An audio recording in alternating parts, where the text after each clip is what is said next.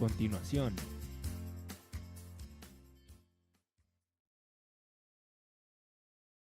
Pequeña biografía de la trayectoria del autor y después empezaremos a dar pues una pequeña crítica, ¿no? Resumen demás de este libro. De formación en filosofía en el Swarthmore College de Pensilvania, donde se graduó con altos honores, obteniendo el reconocimiento magna cum laude. Cuenta con maestría y doctorado en sociología política por la Universidad de California. Es profesor en el Instituto de Investigaciones Jurídicas de la UNAM y miembro del Sistema Nacional de Investigaciones con reconocimiento SNI nivel 2. Sus líneas de investigación se han focalizado en el estudio de la democracia, la rendición de cuentas, estudios electorales, entre otras.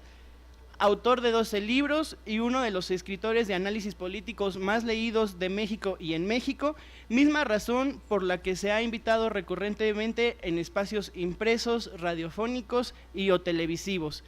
Destacan las colaboraciones que tenía en MBS Noticias y Grupo Fórmula, así como periodistas y revistas tanto nacionales como extranjeras, así sería como la revista Proceso, en el periódico La Jornada, donde hace publicaciones constantes. También colabora frecuentemente en publicaciones internacionales de gran prestigio como Los Angeles Times, The Guardian, Boston Globe y The New York Times. Entre otros palmarés, como haber ganado el Certamen Nacional de Periodismo en el 2009, nos congratulamos demasiado en tener a John Mill Ackerman en nuestra UAM por primera ocasión, presentando su libro, y bueno, para mí es todo un honor compartir esta mesa con dos personalidades de la vida de nuestra universidad y de las universidades académicas y demás. Trataré de hacer un breve análisis del libro, lo cual incite a poder abrir estas hojas que contienen información muy valiosa. Y bueno, el libro hace una referencia al contexto político de hoy en día, trata diversos temas de coyuntura y va ligando cada una de las ideas para demostrar su tesis principal, que el autor llama el mito de la transición democrática. En una parte inicial del libro, el autor recluta diversos datos que alojan encuestas con los que demuestran la caída de la confiabilidad por parte de la ciudadanía a las instituciones y a la figura gubernamental.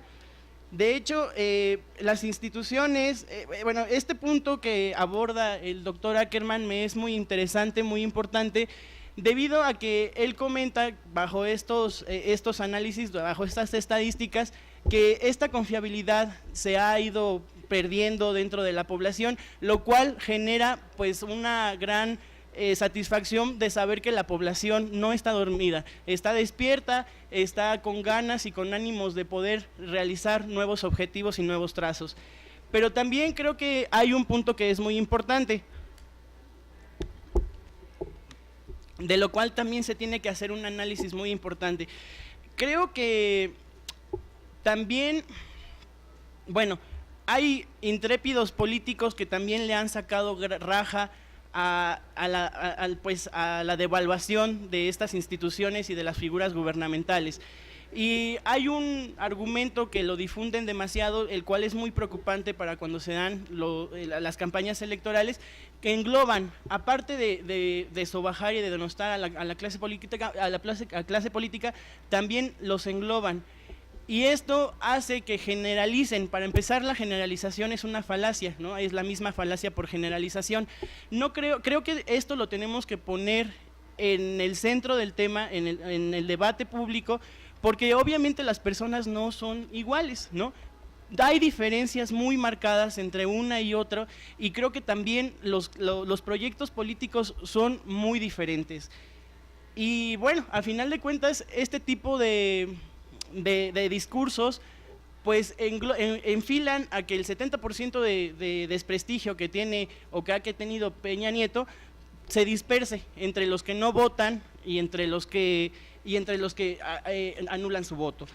Por ahí sale una Denise Dresser, ¿no? Que primero dice que hay que anular el voto y luego ya es candidata quería ser candidata a la constituyente por el PRD. Entonces, Ese tema creo que es de suma importancia, lo tenemos que ir metiendo al debate y lo tenemos que ir consensuando con nuestros pues, compatriotas. En el año 2000 nos decía que se habían dado por fin una transición democrática, por fin se había salido el partido que había detentado el poder. Sin embargo, el más claro ejemplo de no haber una democracia real es la de no tener una certeza para la oposición de que se va a respetar el voto, pues el fraude del 2006 y la compra del voto de forma descarada ya se han dado en esta supuesta transición democrática, en esta supuesta nueva democracia que hemos tenido. El autor comenta ejemplos como que Fox, Calderón incorporaban destacadas priistas dentro de sus filas. Fox después apoyaba a Peña y Fernando de Ceballos pacta con Salinas, etcétera, etcétera. Fraude del 2012. Se dieron violaciones excesivas, protagonismo exacerbado del expresidente Fox, la confabulación de Monex con el PRI y las famosas despensas Soriana, ¿no? Donde daban, ya era una nueva forma moderna, eso sí era moderno, de dar despensas, donde entregaban tarjetas a la población y estas personas podían ir a Soriana a intercambiar estos vales de 1,000 pesos por productos mismos de la tienda departamental. Los famosos carruseles de llevar a votar a las personas en bola, ya llevando pues una cierta cantidad de dinero y teniendo una consigna para saber por quién votar. Incluso Luis Carlos Ugalde, quien fue uno de los responsables del fraude electoral en el 2006, pues estaba muy tranquilo y muy confiado en que iba a ganar. Pues evidentemente el fraude del 2012 no se iba a dar de la misma forma que se dio en el 2006, pues era una nueva forma de poder cohesionar este voto. En una ocasión me acuerdo que hicimos una protesta ahí en las afueras de su empresa en Reforma, éramos 10 mocos, y él ya estaba enterado de que nosotros íbamos a ir. Salió con a recibirnos los documentos y a explicarnos que él no iba a tener que intervenir en lo absoluto en este procedimiento. Pues insisto, claro, él ya sabía que el fraude electoral se iba a dar por otras formas. Concluyo con una frase que me gustó, bueno, es un párrafo que me gustó muchísimo al inicio del texto, donde lo voy a leer. Los ejemplos de Grecia, España, Brasil, Argentina, Bolivia, Ecuador, Uruguay y Venezuela demuestran que solo se puede acumular suficiente fuerza social para derrotar a los poderes fácticos cuando se establece una clara articulación entre los movimientos populares y los ciudadanos dispuestos a competir por cargos de elección popular. Para tener éxito en México será necesario que todos dejen de lado, por un momento, sus prejuicios teóricos y legítimas desconfianzas históricas para unirse a identificarse en una lucha común contra el saqueo, la represión y la corrupción.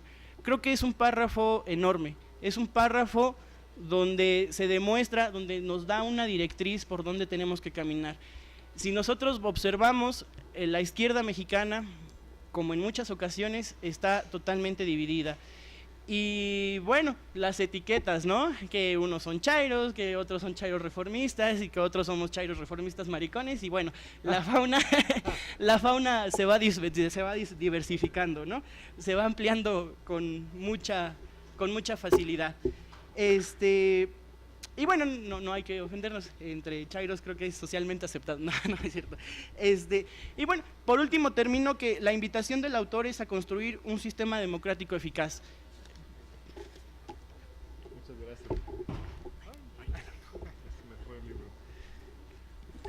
Gracias. Bien, pues ahora tomo yo la palabra.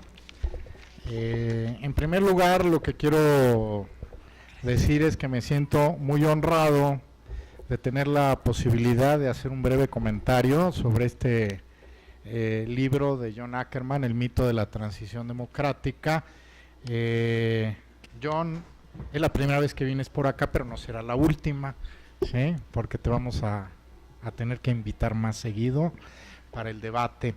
Nos da mucho gusto que estés por acá.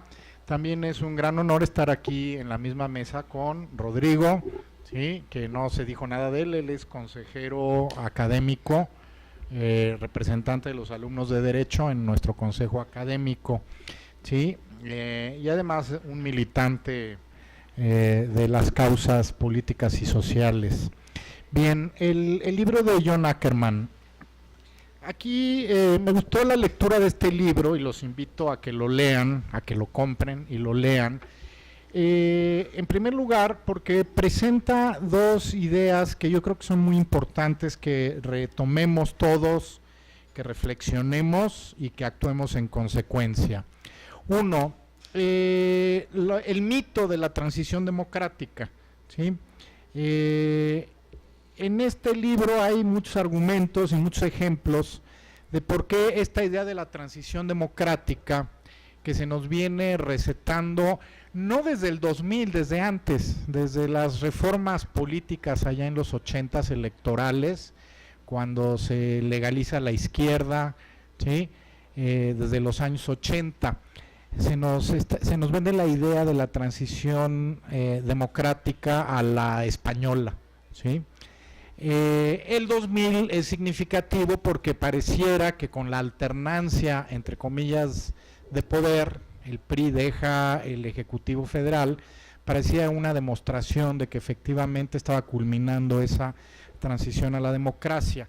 Pero John en su libro plantea un conjunto de argumentos más de tipo histórico y otros más coyunturales, donde echa al traste con este mito. En particular, ¿sí? Algo que es muy claro y que es un elemento central para que le resta validez a este mito de la transición democrática mexicana, es que la alternancia en el poder, ¿sí? Que es una dimensión de la democracia en el plano más general de lo que son los procesos electorales, en México está limitada desde el principio, ¿sí? En México la alternancia en el Ejecutivo Federal, ¿sí? Se vetó desde tempranos momentos a la izquierda. Hemos vivido 3 fraudes electorales con características distintas, escandalosos desde 1988, 2006, 2012. Y tenemos toda una institucionalidad electoral que ha ido, entre comillas, perfeccionándose, en la cual no podemos confiar en lo absoluto, ¿sí?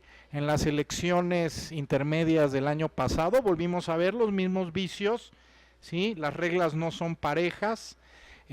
Al Partido Verde le deberían de haber quitado el registro aquí y en cualquier república bananera de cualquier siglo histórico, en Centroamérica, en África, ¿sí?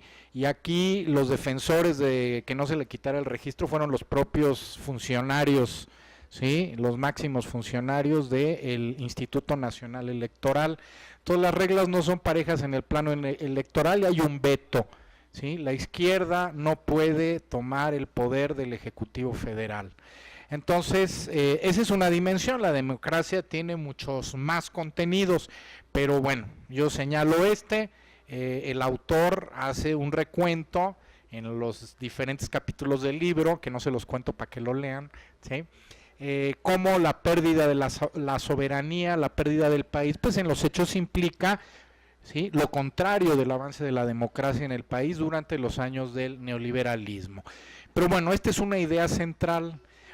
Una segunda idea central, que también es muy muy importante, es la constatación de que el pueblo mexicano, ¿sí?, históricamente ha resistido al poder y a los poderes fácticos, ¿sí?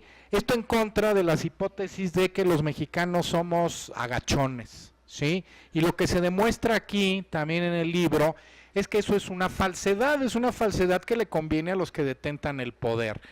La revolución de independencia del 810, la revolución mexicana de 1910, son una demostración clara del carácter revolucionario, esencial y profundo del pueblo mexicano.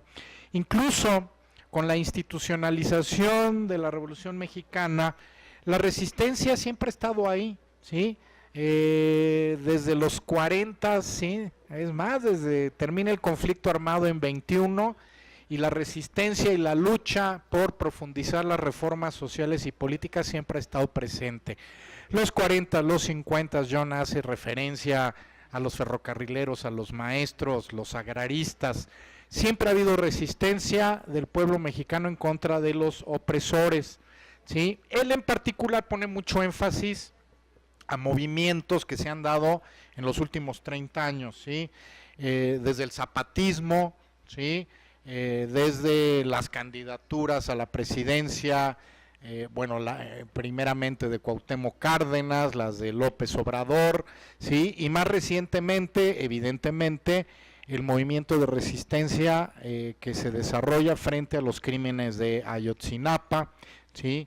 Las movilizaciones de la CENTE frente a la imposición de una pseudo reforma educativa, ¿sí? Entonces, este es otro elemento que es muy importante, que lo tenemos que retomar, repensar, ¿sí?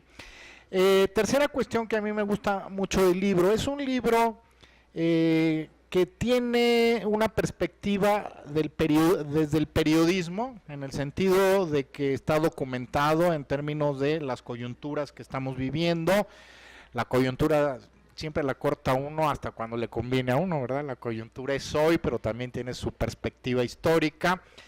También hay una reflexión histórica de más largo plazo, pero sobre todo hay una perspectiva militante, ¿sí? Y si algo tenemos que derivar de las dos primeras ideas centrales del libro, uno, el mito de la transición democrática, dos, el carácter, la fortaleza del pueblo mexicano en términos de sus resistencias, es que en nuestro ejercicio académico y profesional, todos los mexicanos debemos de apostarle a la militancia, ¿sí? Lo político no es malo, aunque los políticos, la mayoría sean corruptos, aunque la política se haya degradado, ¿sí? La política es el mecanismo a través del cual nosotros debemos de luchar todos los días sistemáticamente y debemos de presentar nuestras propuestas y luchar por los cambios sociales, políticos y económicos tan necesarios para nuestro país. Entonces sí, hay una idea que también viene de los grupos de poder, ¿sí? De descalificación de la actividad política y de descalificación de la militancia.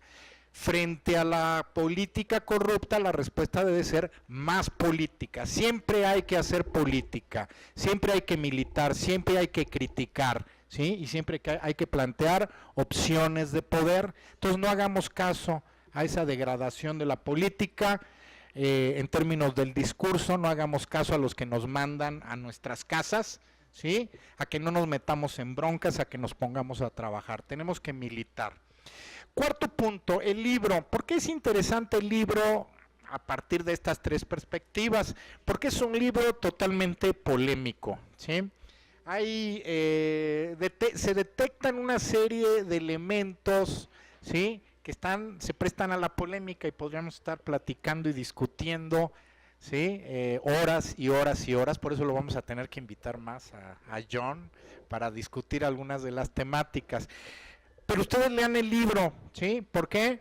Porque estos temas son temas que ve uno los enunciados y dice uno, sí, pero, ¿sí? Hay otras cosas, ¿sí? Hay unas cosas con las que yo estoy de acuerdo y otras con las que no estoy tanto de acuerdo, pero lo que sí es cierto es que se tocan temas centrales, ¿sí? Destaco algunos, nada más hago un listado, ¿sí? Esta idea, ¿no? De el optimismo de la voluntad frente al voluntarismo, ¿sí? Que puede ser pesimista, ¿sí? Más bien el optimismo de la voluntad frente al pesimismo del intelecto, ¿sí? Que finalmente tiene que ver con cómo al mismo tiempo ser optimista sin caer en el voluntarismo y cómo ser racional sin caer en el pesimismo, ¿sí? Y esa es una reflexión que tenemos que hacer y que la hacemos todos los días los que militamos, ¿sí? ¿Por qué? Porque pues nos derrotan y sale uno lamiéndose las heridas, ¿sí? Pero pues no se puede uno a regresar a la casa, no hay que seguir pensando porque nos derrotaron, qué fue lo que sucedió y qué errores tenemos que evitar al futuro. Sí, otra idea que es muy importante. Yo estoy completamente de acuerdo con la necesidad de rescatar el espíritu de la Constitución del 17, el original. Yo coincido con John en que la Constitución del 17 fue un hito en la historia, ¿sí? Universal, y que tiene elementos de avanzada en términos de derechos sociales, ¿sí? Y sin embargo, ¿sí? Tenemos que superar elementos, varios de los elementos que dan la base a la Constitución del 17. Nuevamente es un tema de reflexión, ¿sí? Hay todo un debate, por ejemplo, con respecto a la legislación laboral, ¿sí? Y en los últimos 20, 30 años, cuando se planteaban las reformas a la Ley Federal del Trabajo, yo siempre fui del bando que decía que se respete esta Ley Federal del Trabajo aunque tenga muchos defectos, ¿sí? Porque en condiciones de correlación de fuerzas negativos, cualquier reforma va a ser peor, que fue lo que sucedió, siendo muy crítico del fundamento de la Ley Federal del Trabajo que existía. Hay otro elemento que también es muy importante en términos de debate, ¿sí? El asunto de la corrupción, ¿sí? Yo sí creo que la corrupción es un problema fundamental de los problemas que atraviesa nuestro país, pero yo no creo que sea el problema fundamental, ¿sí? Yo en primer lugar asociaría la corrupción con la impunidad, ¿sí? Y ambos yo los enfrentaría con las características de un sistema económico, ¿sí? Social y político que es hegemónico a nivel mundial, en donde la corrupción es una parte consustancial, ¿sí? Hay industrias completas, ¿sí? Que son ilegales y que son sustento del sistema capitalista neoliberal, ¿sí? La industria del contrabando de armamento, pero también la trata de blancas, el narcotráfico, el lavado de dinero. No existiría lavado de dinero sin la intromisión de los grandes consorcios bancarios y financieros a nivel mundial. Entonces es algo consustancial, no es privativo de México. Ojo, yo no estoy diciendo que en México, ¿sí?, no haya un abuso, ¿sí?, y que veamos los extremos más aberrantes, como muchos de los que señala John en el libro, ¿sí?, pero no es el problema central, ¿sí? Yo creo que el problema central es este sistema neoliberal, ¿sí?, que es que tiene 1000 cabezas, ¿sí?, muchas de las cuales están en el fango, ¿sí?, y que son sustento y puntales del sistema. La parte bonita, ¿sí?, la parte de las industrias de alta tecnología, de la digitalización, esa es una parte, pero es una parte que se sustenta en la parte podrida, y es el mismo sistema al cual tenemos que enfrentar.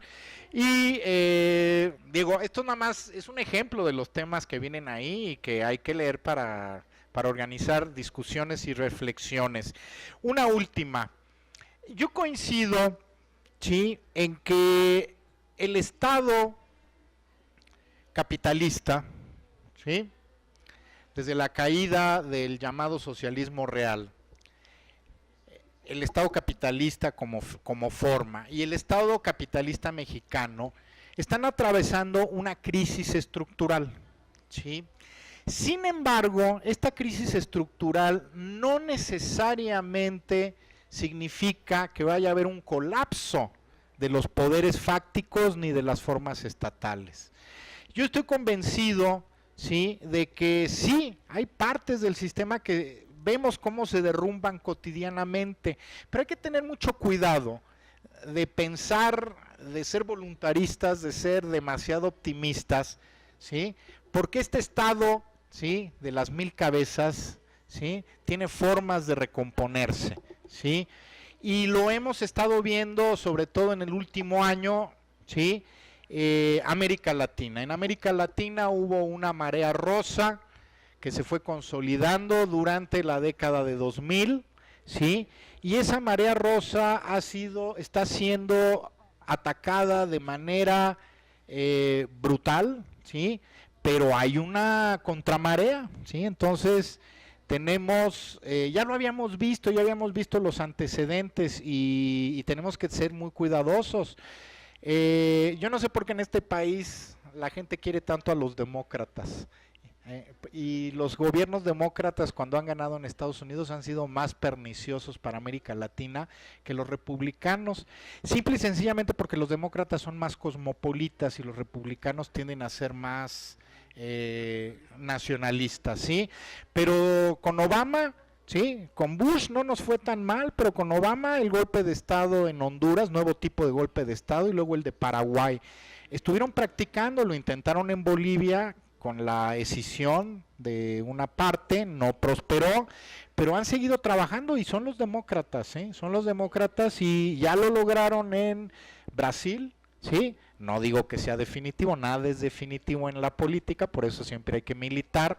Y en Argentina lograron un triunfo electoral a la derecha. Entonces hay que ser muy cautos porque esa hidra de las 1000 cabezas, ese estado capitalista en crisis, en donde se desmoronan pedazos, sigue siendo muy fuerte y vamos a tener que seguir combatiéndolo por todos los medios. Pero bueno, con esto concluyo, lean el libro, ¿sí? Tenemos que ponernos de acuerdo, ¿sí? Los sufragistas y los no sufragistas, como bien señalaba Rodrigo. Aquí hemos tenido debates muy interesantes. El año pasado tuvimos debates muy interesantes. Y yo coincido, yo también identifiqué esa frase de John, ¿sí? Tenemos que lograr la unidad entre movimientos sociales y la unidad entre movimientos ciudadanos, la unidad entre la lucha, la movilización cotidiana y los procesos electorales de representación, pero esta unidad siempre tiene que fundamentarse en la militancia diaria, ¿sí? En la discusión y en la reflexión continua. ¿Por qué? Porque tenemos puntos de vista distintos y muchas veces encontrados, ¿sí? Y muchas veces nos enfrentamos las izquierdas.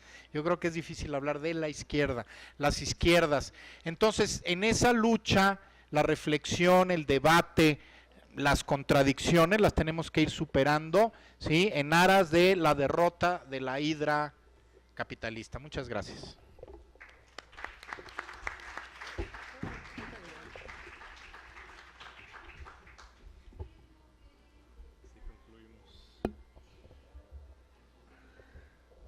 ¿Ya? ¿Vamos? Bueno. Esta mesa está un poco inestable y lo tengo aquí cargado. Traigo así como vendedor ambulante. No son todos, pero son todas las obras más recientes. Lo que pasa es que en estos tiempos de digitalización de la vida, luego vamos perdiendo el afecto y el apego por los libros. Entonces, en primer lugar, les celebro este Libro Fest.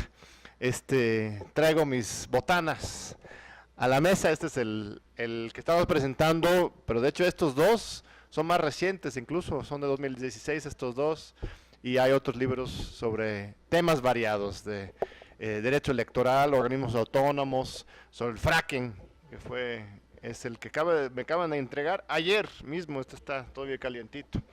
Les agradezco muchísimo a Rodrigo, a Abelardo, doctor, consejero.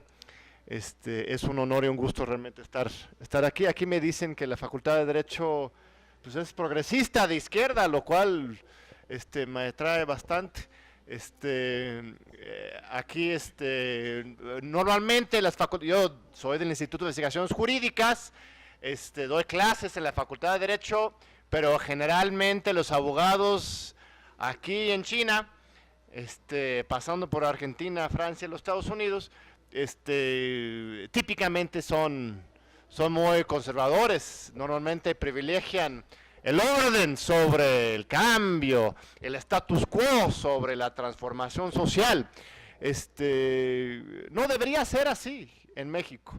El derecho, nuestra constitución es una constitución revolucionaria, surgida de uno de los grandes procesos de transformación social y política y jurídica en el mundo, que sigue marcando la pauta para muchas innovaciones. Ser abogado jurista en México debería ser, por definición, ser crítico y a favor del cambio social, pero no siempre es así. Me da mucho gusto escuchar que que quizás aquí tenemos una pequeña utopía, y en economía desde luego hay grandes figuras aquí como Abelardo y los colegas de economía. Entonces desde luego regresaremos y será muy divertido aquí participar en los debates seguramente.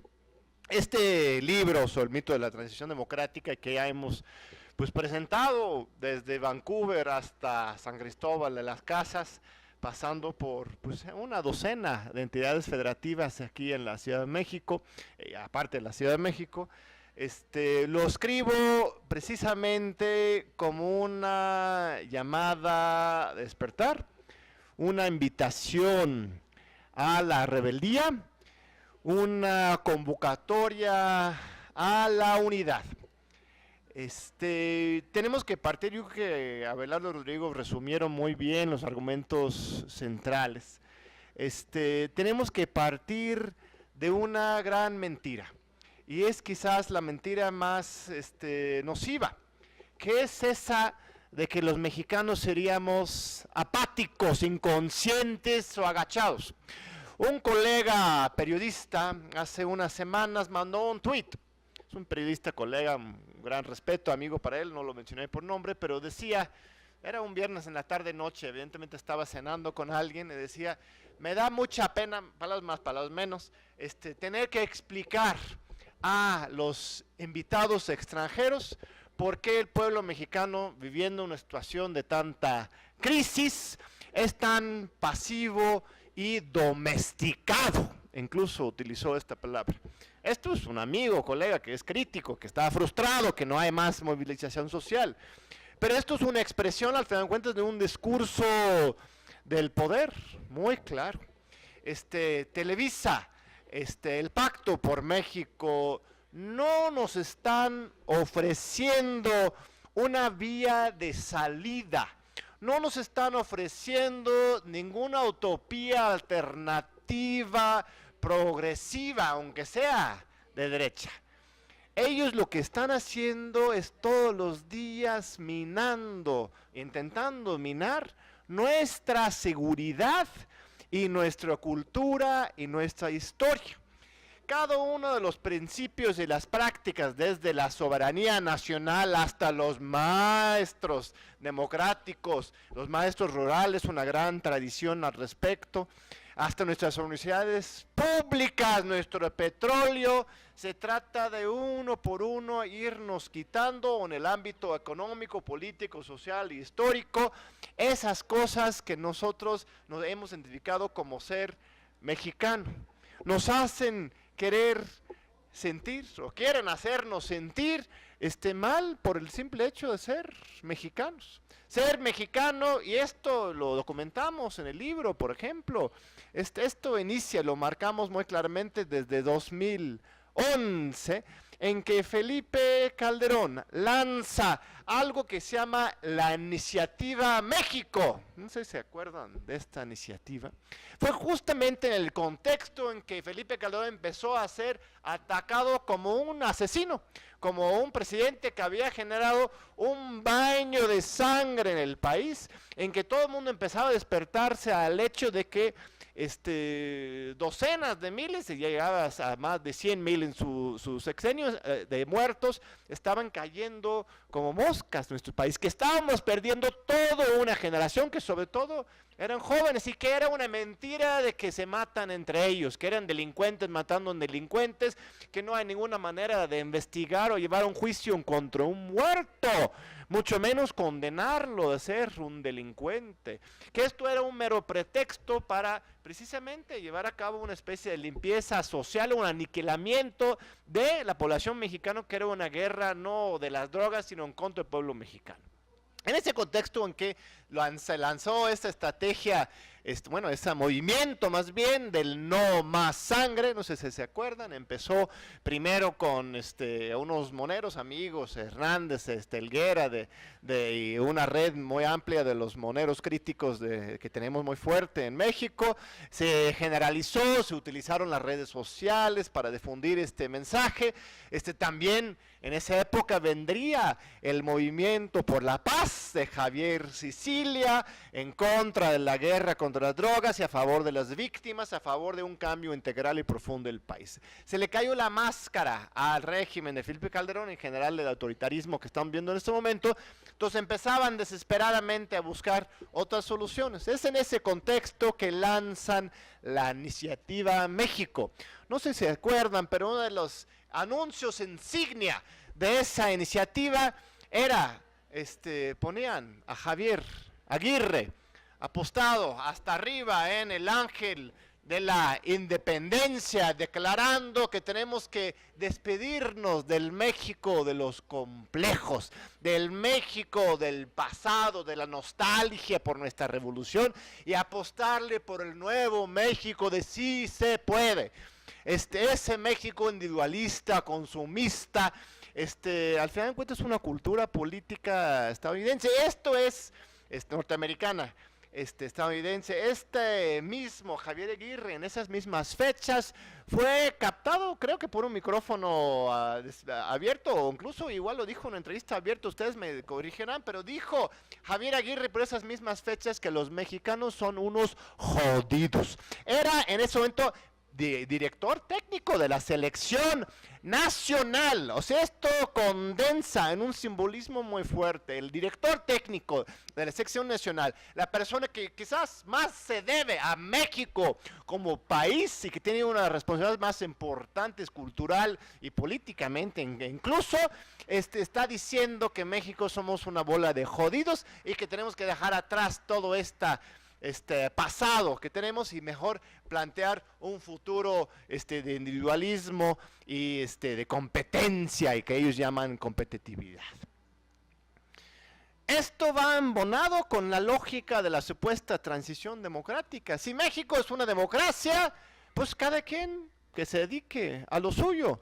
Trabajes, estudies, cuidas de tu familia, todos ocupaciones y profesiones muy importantes, pero no tienen ninguna necesidad ni requisito para participar en la política, ni electoral, ni por otras vías, porque el sistema político resuelve en un sistema democrático por sí solo los problemas que se van manifestando. Si hay algún problema en el sistema, pues ya ganará otro partido, unas elecciones. Si hay alguna necesidad de rendición de cuentas, combatir la corrupción o la impunidad, pues los diputados, sus senadores harán su trabajo de fiscalizar el funcionamiento del Poder Ejecutivo Nacional. Tenemos instituciones que funcionan, tenemos un proceso democrático que funciona. Tanto por el medio de los medios de comunicación como por medio de las instituciones políticas, lo que se busca, yo creo que Abelardo lo puso el dedo en la llaga, a despolitizar a la población mexicana, hacernos pensar que la política, en el mejor sentido de la palabra, no es necesaria, es una pérdida de tiempo y implica necesariamente corrupción y egoísmo y control autoritario. Esto trazamos en este libro, no es al final de cuentas un fenómeno nuevo. Siempre nos han querido vender la idea de la gran institucionalidad del sistema político mexicano. ¿Cómo se llama el partido del Estado? Antes se decía el viejo partido de Estado, pero ahora, hoy, otra vez, y de hecho nunca se fue, el partido de Estado se llama el Partido Revolucionario Institucional. Desde se crea el PRI en 1900, esto es otra cosa muy importante, tenemos de periodización histórica. Es incorrecto que el PRI se haya creado en 1929. El PRI se crea en 1946. El PRI reemplaza un partido anterior que se llama el Partido de la Revolución Mexicana, creada el 30 de marzo de 1938, 15 días después de la expropiación petrolera de Lázaro Cárdenas, y se visualiza y se organiza el Partido de la Revolución Mexicana como un partido de masas, un partido en que el pueblo entero participa y exige y demanda a sus autoridades que cumpla con las necesidades y las demandas de la población mexicana. En 1946 se crea un nuevo partido político que se llama PRI. Y con la creación de ese partido no solamente se crea un partido, se crea un nuevo régimen político. Un régimen político de simulación institucional, en que todavía se rescatan y se utilizan el simbolismo histórico de la Revolución Mexicana. Se veneran a los próceres de la patria, desde Miguel Hidalgo y Morelos hasta los revolucionarios Zapata, Villa, Carranza, Madero. Se veneran esas figuras, pero ya no como inspiración para la práctica política, sino como mera religión de Estado para recubrir una realidad de corrupción y simulación absolutamente institucionalizada. ¿Qué es lo que hace Miguel Alemán Valdés, el primer presidente priista en 1946? Una de sus primeras acciones es mandar las fuerzas militares para reprimir a la huelga petrolera, esos mismos petroleros que en 1938 habían echado adelante la economía nacional ante la expropiación y la expulsión del capital internacional. Fue Pemex creada en esos meses, el sindicato de petroleros, los que defendieron la nación y permitieron contra todas las especulaciones internacionales, decían que después de expropiación a los meses iban a tener que volverlo a Gulf y a Shell y a Standard Oil, porque los mexicanos no éramos capaces de manejar este oro negro. Pero no, Lázaro Cárdenas crea el Instituto Politécnico Nacional, crea este partido y crea el Pemex, y este sindicato de petroleros son los que sacan adelante al país. Pues, ¿qué es lo primero que hace Miguel Alemán Valdés en 1946? Manda a las fuerzas militares para reprimir a la huelga de los petroleros.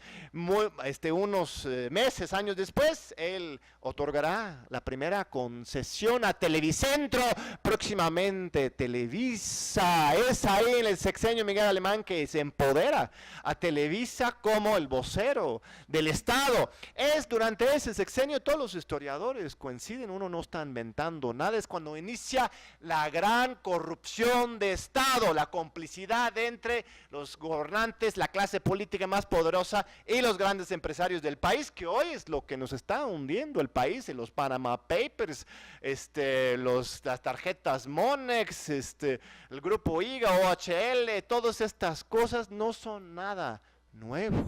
Todo esto inicia en 1946. Es que nos venden la idea de la historia de que, pues sí, en el pasado tienes la Revolución Mexicana y todos estos próceres que ves en las hojitas estas que compras en la papelería y aprendes en la secundaria. Esa es nostalgia.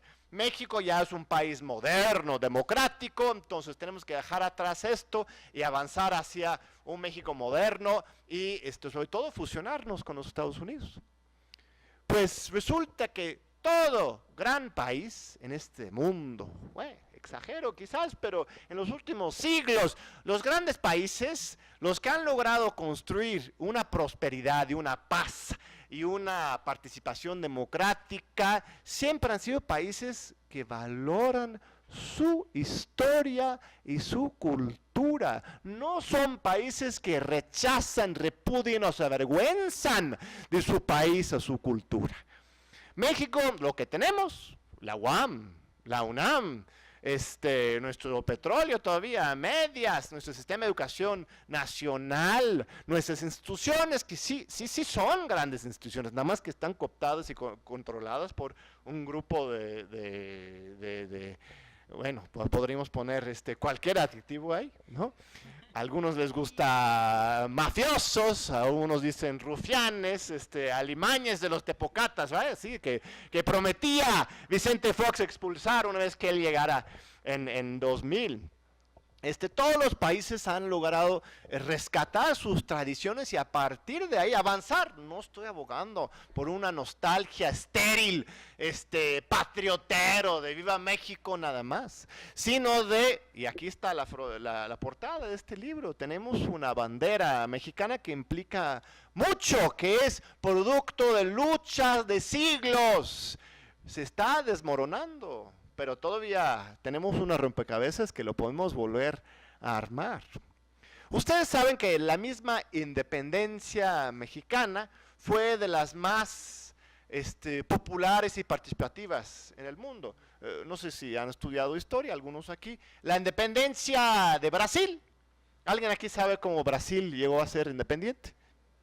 Unos 60, 70 años después de la mexicana, al final del siglo XIX. ¿Nadie aquí? ¿Estudiantes, jóvenes?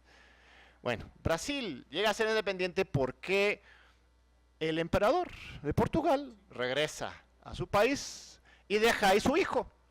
Entonces, Brasil se declara independiente del padre, el hijo, pero como imperio. El imperio Brasil se declara, bueno, está bien que los hijos se independicen de los padres, pero esto es la historia de la independencia brasileña. Todavía hasta la fecha se marcan estas tradiciones autoritarias en Brasil, lo estamos viendo hoy. En Haití tenemos un extremo más fuerte, ¿no? Los esclavos se levantaron, literalmente aventaron al mar a los güeros, ¿no? A los franceses, a los colonizadores. En México, pues no llegamos a ese extremo, pero sí en México tuvimos nuestra independencia. Fue un proceso revolucionario en que se impactó fuertemente en las clases sociales, la estructura del poder. Morelos, Hidalgo no eran unos curas que nada más bendecían a los militares para que fueran a pelear, no, ellos salieron, Hidalgo y Morelos, a aliarse con los campesinos. Morelos era un afro, era un negro. Se celebra mucho a Obama como primer presidente negro de los Estados Unidos. Pues nosotros, primero Morelos y luego Vicente Guerrero, ya tuvimos un presidente afrodescendiente hace casi 200 años. Estos fueron tiempos, obviamente, siglo XIX muy complicado, pero con un antecedente muy fuerte. Después nuestra revolución marcó el hito histórico e internacionalmente de una constitución de avanzada que enarbola y concretizan en el texto constitucional los derechos sociales. Es la primera que lo hace en el mundo. Y después, mientras Europa está perdida en dos guerras llamadas mundiales, que son realmente guerras civiles intraeuropeas, ¿no? Están destruyéndose entre sí. Nosotros en México estamos en un franco proceso de pacificación. También tuvimos nuestro guerra cristera, un asesinato de Obregón, tuvimos una época de inestabilidad. Pero ya para 1934, Europa está apenas levantando las piezas de la Primera Guerra Mundial y caminando hacia la Segunda Guerra Mundial, y nosotros ya estamos en una plenitud de materialización de nuestras conquistas y promesas revolucionarias de 34 y 40. Esto todo se traiciona a partir de 46 y estamos viviendo todavía en un proceso de traición institucionalizada de la promesa de justicia, de democracia, de nuestra revolución y de nuestra constitución. La buena noticia es que ustedes y nosotros lo sabemos. Aunque igual no todos sabemos todos los puntos de la historia, el descontento, la indignación de la población mexicana ha llegado a niveles insostenibles. Las encuestas lo demuestran. El Latino Barómetro, que es una encuesta que se hace en toda América Latina, que no es, nadie le puede acusar de ser una bola de locos izquierdosos, o parciales o algo así. Es una cosa muy seria, ¿no? Con dinero del Banco Mundial, incluso estas cosas. El Latino Barómetro hace cada año, 2 años, un monitoreo del nivel de satisfacción de la población de América Latina con sus gobiernos y con sus sistemas democráticos. ¿Y saben qué? En México es el país menos satisfecho con el funcionamiento de su sistema político. Es el país que más desconfía de sus autoridades. Es el país más sospechosista. No sé si se acuerdan de esta frase, esta expresión. Santiago Krill, candidato hoy para la Asamblea Constituyente por el PAN, de la Ciudad de México. Voten, por supuesto. No estoy llamando a votar por Krill, por supuesto. Todo lo contrario, voten el 5 de junio para quien más les complazca. Pero hay, Santiago Krill, cuando era secretario de Gobernación de Vicente Fox, fue 2002, el secretario de Seguridad Pública, Juan Martín Huerta, se le cayó su helicóptero en un camino a Toluca. Y todo el mundo estaba con muchas dudas al respecto, que había sido un atentado, un conflicto interno en el gobierno, un asesinato, no sabemos. Todos preguntaban a Santiago Krill y él decía muy indignado y digno, oh, ya estoy harto del sospechosismo del pueblo mexicano, ya no sospechen tanto, confíen en nosotros, las autoridades, las instituciones del Estado mexicano, que siempre les hemos protegido y visto por sus intereses. Pues resulta que es cierto, somos muy sospechistas, desconfiamos muy fuerte de las instituciones, pero esto es utilizar al final de cuentas las palabras de los adversarios, de los que quieren desanimarnos, hacernos pensar que somos apáticos, porque este sospechosismo, estas dudas que tenemos con respecto a nuestras instituciones están plenamente justificadas y basadas en décadas, siglos de abuso del poder de parte de las instituciones y los oligarcas en contra de nosotros, el pueblo mexicano. Esta insatisfacción, más bien deberíamos llamarle indignación, conciencia.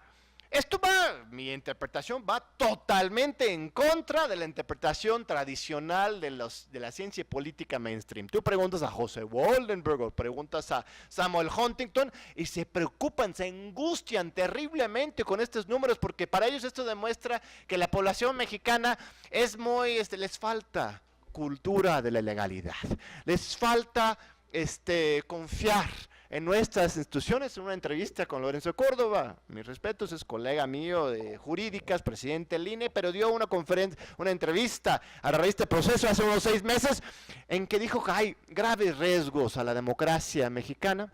¿Cuáles son esos riesgos?